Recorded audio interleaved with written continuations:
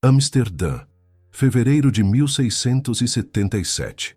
Um homem está morrendo num quarto pequeno, num bairro de artesãos, com as mãos cobertas de pó de vidro. Ele poliu lentes a vida inteira. Lentes de telescópio, lentes de microscópio, porque acreditava que a humanidade precisava enxergar melhor. E agora, com os pulmões destruídos por décadas inalando partículas de cristal, ele sabe que tem pouco tempo. Ele não tem família, não tem seguidores, não tem uma escola, um templo, uma instituição. Ele tem um baú com manuscritos.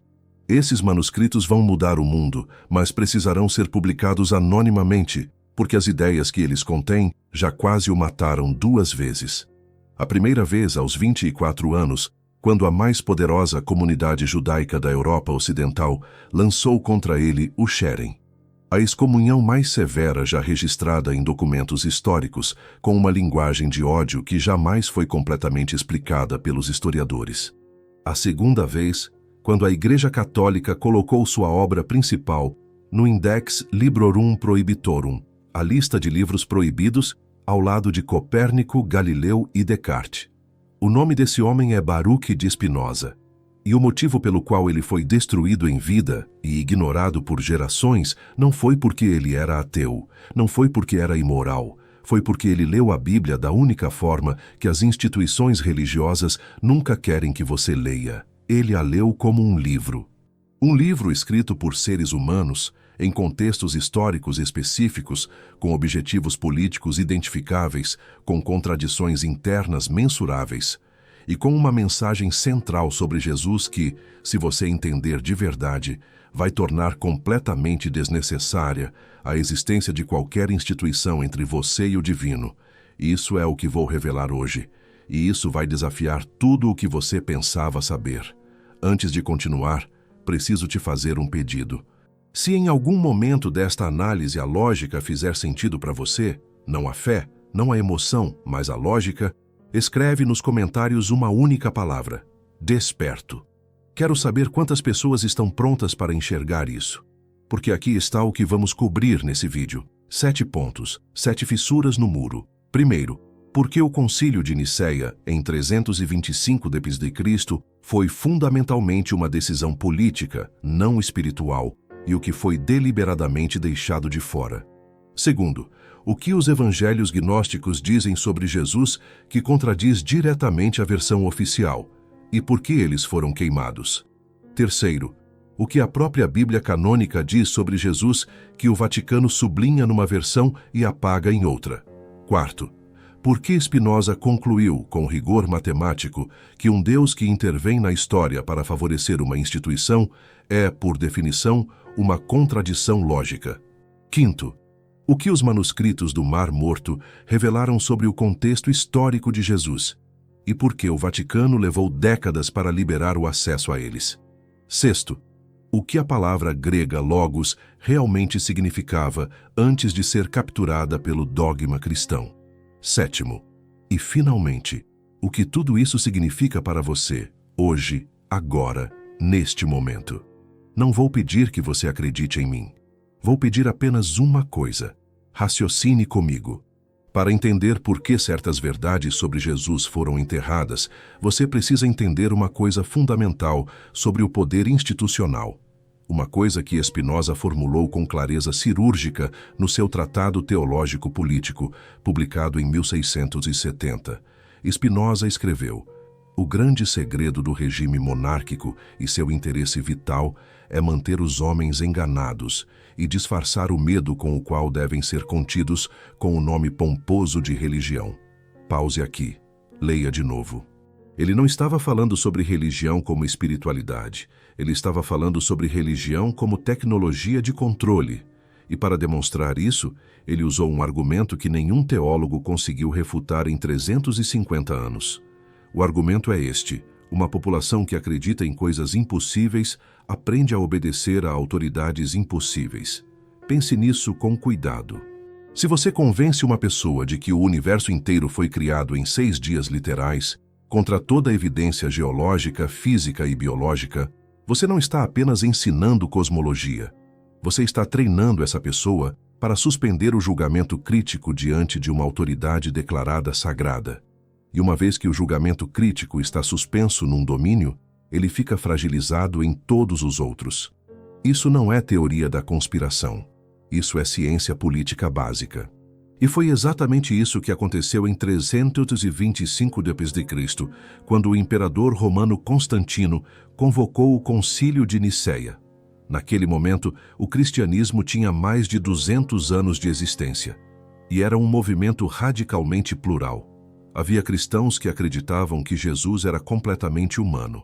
Havia os que acreditavam que era completamente divino.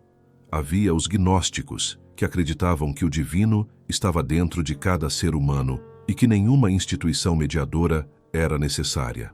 Havia comunidades inteiras no Egito, na Síria, na Pérsia, com textos sagrados, com práticas, com teologias que não tinham nenhuma hierarquia centralizada. Constantino não era teólogo, era general. E como general, ele via no cristianismo fragmentado um problema de governabilidade. Um império que precisava de uma religião, singular, hierárquica, controlável. O que saiu do Concílio de Nicéia foi uma decisão por votação, historicamente documentada como acirrada, sobre a natureza de Jesus. A divindade plena de Cristo foi estabelecida por maioria. Os bispos que votaram contra foram exilados. Os textos que contradiziam a versão vencedora foram declarados heréticos. Note a estrutura do que aconteceu. Não foi uma revelação, foi uma eleição. A natureza de Deus foi decidida por quórum, da mesma forma que se decide uma lei municipal. E aqui está onde Spinoza entra com seu bisturi lógico. Ele perguntou algo que parece simples, mas é devastador. Se Deus é infinito e eterno, como um grupo de homens num concílio pode limitar a sua definição por votação?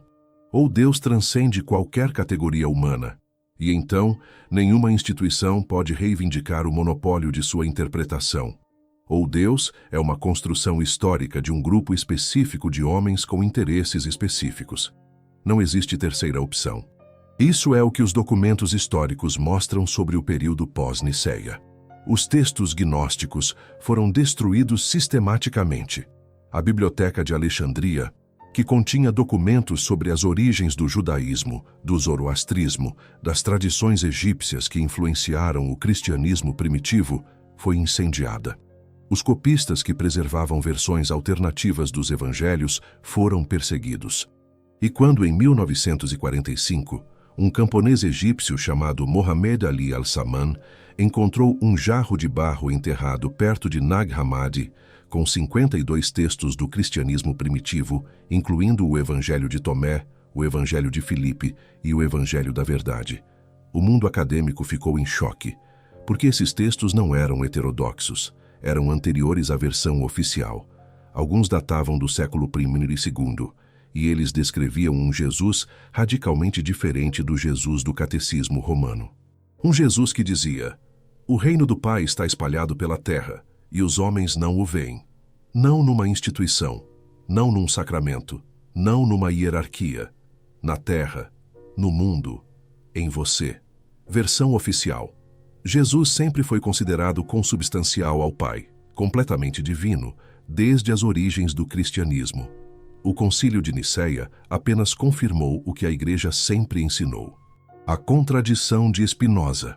No Tratado Teológico Político, Spinoza analisa como doutrinas religiosas se formam historicamente e demonstra que toda afirmação sobre a natureza divina é necessariamente uma afirmação humana, feita em contexto humano, com interesses humanos. O bispo Eusébio de Cesareia, presente em Nicéia e autor da primeira história oficial da Igreja, documentou ele próprio que houve conflito acirrado.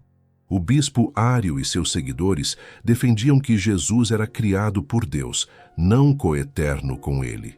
Essa posição tinha enorme apoio nas igrejas orientais. A decisão de Nicéia não resolveu uma questão teológica. Ela silenciou uma disputa política. A verdade proibida. A divindade total de Jesus não é uma verdade revelada. É uma decisão de comitê do século IV, promovida por um imperador que só se batizou cristão no leito de morte. possivelmente para preservar opções políticas. O próprio Constantino, que presidiu o concílio, continuou emitindo moedas com a imagem de Apolo por anos após Niceia. A doutrina trinitária não está explicitamente formulada em nenhum dos 4 evangelhos canônicos. A palavra Trindade, Trinitas, não aparece em nenhum livro da Bíblia. Versão oficial. Os 4 evangelhos canônicos, Mateus, Marcos, Lucas e João, são os únicos textos autênticos e confiáveis sobre a vida de Jesus. Os demais são invenções tardias e heréticas. A contradição de Spinoza. Spinoza aplicou ao texto bíblico o mesmo método que aplicaria a qualquer documento histórico: análise de autoria, datação, contexto, coerência interna e contradições. Quando você faz isso com os evangelhos canônicos, algo perturbador emerge. O Evangelho de Marcos, considerado o mais antigo, datado de aproximadamente 70 d.C., não contém o nascimento virginal de Jesus. Não contém a pré-existência divina. Começa com o batismo de um adulto. O Evangelho de João, o mais tardio, datado de aproximadamente 90-110 d.C., é onde a cristologia mais elevada aparece, a identificação de Jesus com o Logos divino eterno. Quanto mais tarde o texto, mais divino fica Jesus. Isso segue um padrão histórico de desenvolvimento doutrinário, não de revelação eterna. Os textos de Nag Hammadi, por sua vez, incluem o Evangelho de Tomé, uma coleção de 114 ditos atribuídos a Jesus, sem narrativa de milagres, sem narrativa de ressurreição, sem teologia sacrificial, apenas ensinamentos. E estudiosos como Helmut Koester, de Harvard, argumentaram que alguns desses ditos podem ser mais antigos do que as versões paralelas nos evangelhos canônicos. A verdade proibida. O cânon bíblico não foi revelado, foi selecionado. O bispo Atanásio de Alexandria, em 367 d.C., e foi o primeiro a listar exatamente os 27 livros do Novo Testamento que usamos hoje. E fez isso numa carta pastoral, em que também ordenava a destruição dos demais textos. Existiam naquele momento dezenas de evangelhos, atos, apocalipses e epístolas circulando nas comunidades cristãs. A maioria foi destruída. Alguns sobreviveram por acidente, enterrados na areia do Egito por monges que se recusavam a obedecer à ordem de queimá-los. O que esses textos mostram? Um Jesus que não fundou uma hierarquia. Um Jesus cujo ensinamento central era o autoconhecimento como caminho para o divino. O Evangelho de Tomé, dito 3, registra: se aqueles que vos guiam disserem, vede, o reino está no céu, então os pássaros do céu vos precederão. Se disserem que está no mar, então os peixes vos precederão, mas o reino está dentro de vós e está fora de vós. Dentro de vós, não no Vaticano, não nos sacramentos, em você. Versão oficial. Os manuscritos do Mar Morto, descobertos entre 1947 e 1956, são textos judaicos pré-cristãos que confirmam a antiguidade das escrituras hebraicas e têm relevância limitada para o Novo Testamento. A contradição de Spinoza. Aqui os fatos históricos documentados são mais perturbadores do que qualquer especulação.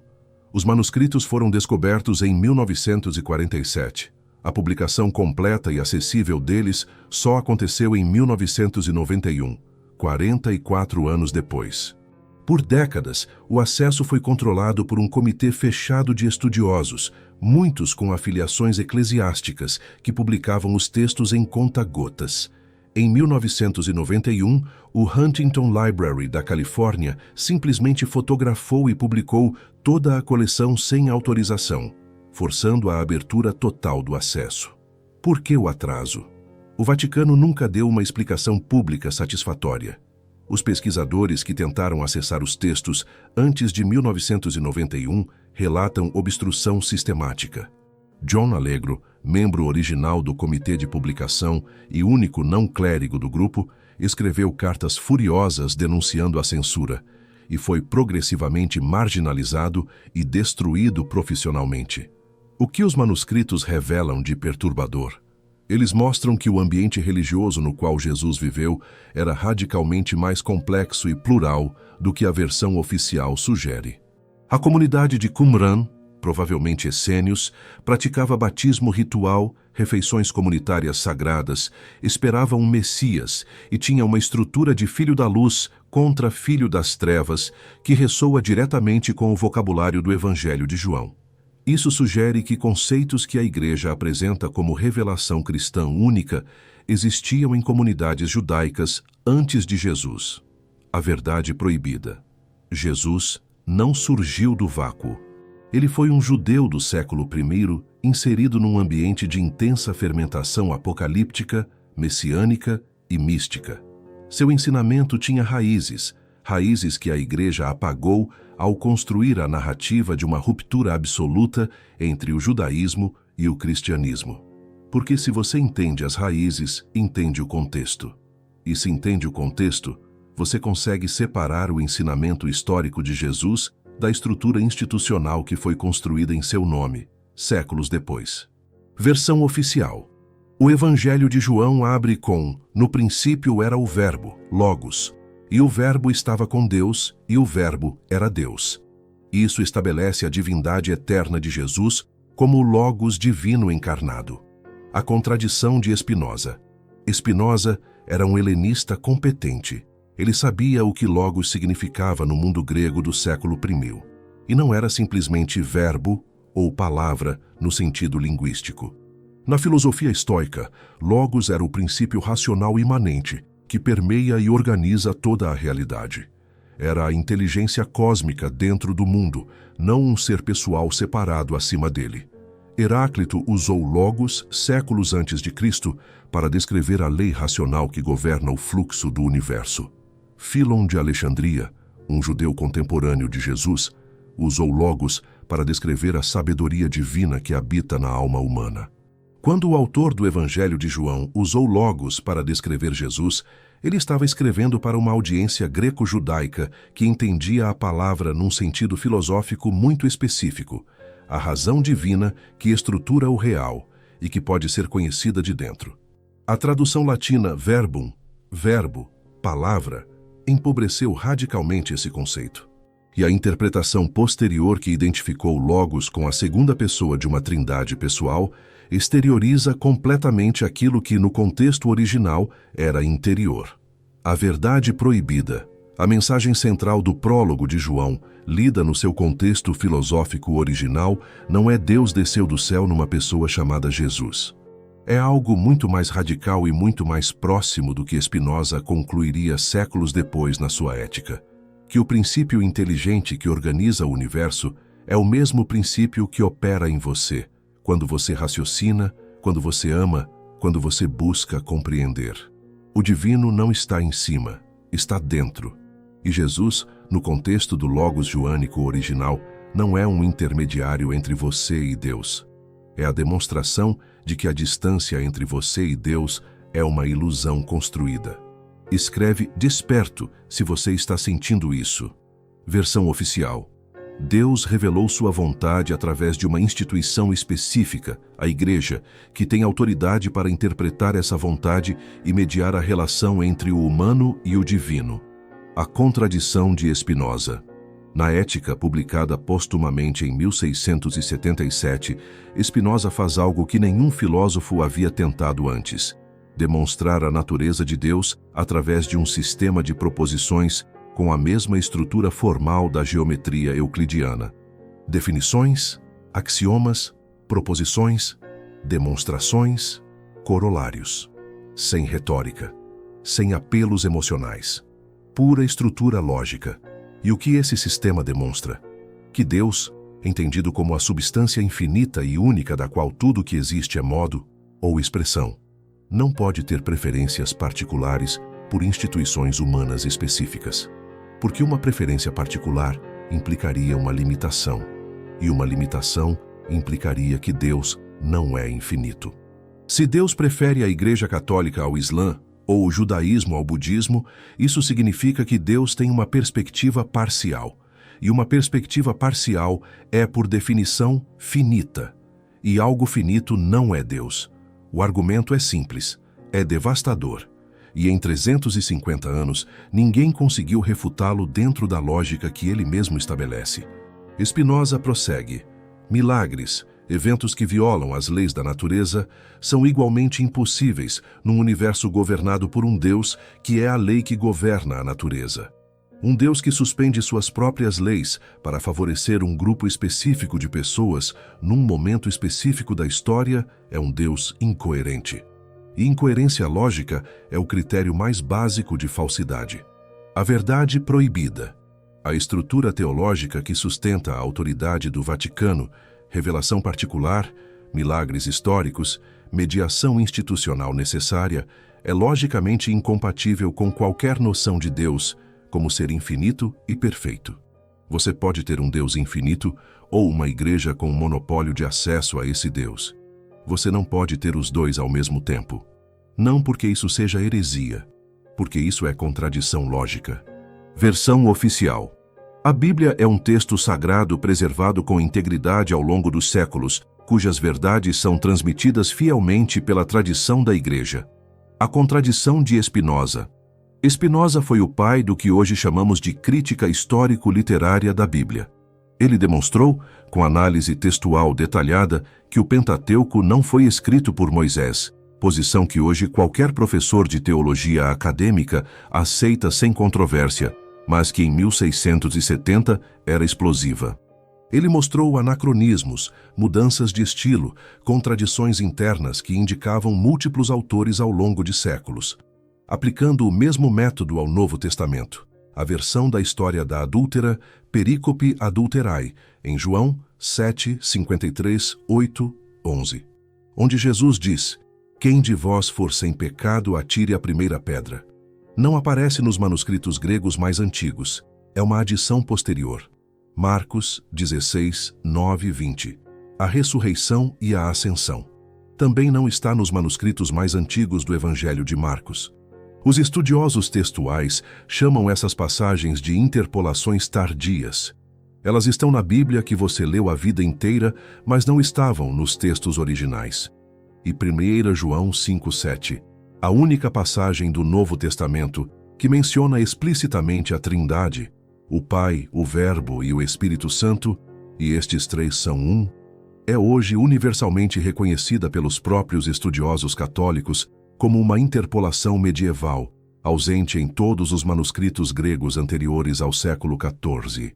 A verdade proibida. A Bíblia que chegou até você foi editada, não uma vez, continuamente, ao longo de séculos, por mãos humanas, com objetivos institucionais específicos. Isso não significa necessariamente que o ensinamento central de Jesus foi falsificado. Significa que você tem o direito e a responsabilidade de lê-la com espírito crítico. Spinoza não estava destruindo o texto sagrado. Estava devolvendo ao leitor individual a autoridade de interpretá-lo com sua própria razão. A mesma razão que Deus, se existe, colocou dentro de você. Versão oficial. Jesus veio ao mundo para morrer pelos pecados da humanidade, fundou uma igreja, instituiu sacramentos e prometeu retornar para julgar os vivos e os mortos. Sua mensagem central é soteriológica, sobre salvação através da fé e dos sacramentos mediados pela Igreja. A contradição de Spinoza. Quando você remove as camadas de desenvolvimento teológico pós-niceno, quando você lê os extratos mais antigos dos evangelhos com método histórico crítico, particularmente a chamada fonte Q, o material comum a Mateus e Lucas que não está em Marcos e que estudiosos acreditam derivar de uma fonte ainda mais antiga. O que emerge é um ensinamento radicalmente diferente. Um ensinamento sobre o reino de Deus que não é pós-morte e não é numa instituição, mas é uma qualidade de presença e de relação no agora. Um ensinamento sobre amor aos inimigos que subverte toda a lógica de poder institucional. Um ensinamento sobre a oração, que é explicitamente anti-institucional. Quando orardes, não sejais como os hipócritas, que gostam de orar de pé nas sinagogas e nas esquinas das ruas. Mateus 6,5. Uma instrução para entrar no quarto, no espaço interior, individual, silencioso. Spinoza teria reconhecido isso imediatamente, porque é exatamente o que ele encontrou através da razão, que o divino não é externo, não é particular, não é mediado por nenhum intermediário humano. É a potência de existir e de compreender que está no núcleo de cada ser. A verdade proibida. O Jesus histórico, na medida em que pode ser reconstituído com método rigoroso, parece ter ensinado uma relação direta, imediata e interior com o divino. A estrutura sacramental, hierárquica e mediadora que chamamos de Igreja Católica não foi fundada por esse Jesus. Foi construída sobre o nome desse Jesus ao longo de séculos, por razões que são muito mais facilmente explicadas pela teoria política do que pela teologia. Você chegou até aqui. E se você é honesto consigo mesmo, algumas coisas que você ouviu hoje te incomodaram. Não por serem falsas, por serem verificáveis. E quando uma verdade incomoda porque é verificável, não porque agride seus sentimentos, mas porque desafia uma estrutura que você internalizou como segurança. Isso é exatamente o momento que Spinoza chamava de transição do primeiro para o segundo gênero de conhecimento, da imaginação para a razão. Então, o que muda? Primeira consequência: o fim do medo como instrumento espiritual. Uma das ferramentas mais poderosas do controle religioso institucional é a ameaça do julgamento eterno. Inferno, danação, exclusão do divino. Essa ameaça só funciona se você aceita que existe uma instituição com autoridade para determinar quem está dentro e quem está fora da graça de Deus. Spinoza demonstrou que um Deus infinito não pode ter uma lista de excluídos. Não porque Deus seja tolerante no sentido sentimental, mas porque exclusão implica limite, e limite implica finitude, e finitude contradiz a infinitude que é a definição de Deus. Se isso é verdade, e logicamente é difícil escapar disso, então nenhuma instituição humana tem o poder de separar você do divino. Nenhum padre, nenhum bispo, nenhum concílio, nenhum papa. O medo do inferno institucional deixa de ser uma verdade espiritual e se revela como o que Spinoza chamou de superstição, o uso da incerteza e do medo para produzir obediência. Quando esse medo vai embora, um espaço imenso se abre. Segunda consequência, a autoridade volta para dentro. Durante séculos, você foi ensinado que precisa de mediação, que seu acesso ao divino depende de ritos corretos, doutrinas corretas, pertencimento institucional correto. Isso não é apenas uma questão teológica abstrata. Isso tem efeitos concretos na sua psicologia. Você aprende a duvidar da sua própria percepção, a suspeitar da sua própria razão, a precisar de validação externa para aquilo que sente mais verdadeiro em você. O que os estratos mais antigos do ensinamento de Jesus sugerem e o que Spinoza demonstrou por via filosófica completamente independente, é que a autoridade sobre a sua relação com o divino reside em você. Não porque você seja infalível, não porque suas emoções sejam sempre corretas, mas porque a razão, a capacidade de compreender, de discernir, de conectar causa e efeito, é o atributo mais próximo do divino que existe em você. Aquele Logos que o Evangelho de João colocou no princípio de todas as coisas. Ele opera em você cada vez que você pensa com clareza, cada vez que você age com coerência, cada vez que você escolhe o amor onde seria mais fácil escolher o medo.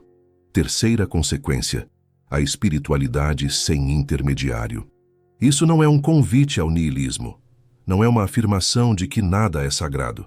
É exatamente o oposto. Quando você para de terceirizar sua relação com o divino para uma instituição, você começa a perceber o sagrado em lugares que o sistema nunca te disse para olhar. No silêncio de um momento de compreensão genuína, na qualidade de atenção com que você olha para alguém que está sofrendo, na coragem de dizer uma verdade difícil quando seria mais confortável mentir. Na recusa de obedecer quando a obediência exige que você abandone o que você, em algum lugar profundo, sabe que é certo. Isso é o que Spinoza chamou de amor intelectual a Deus. Amor intellectualis Dei. Não uma devoção sentimental. Não uma obediência apavorada. uma relação de compreensão progressiva, de expansão gradual da consciência, em que conhecer melhor o mundo e conhecer melhor a si mesmo e se aproximar do divino são exatamente a mesma coisa. Jesus chamou de reino de Deus. Spinoza chamou de Deus ou natureza. Deus sive natura. Os gnósticos chamavam de gnose.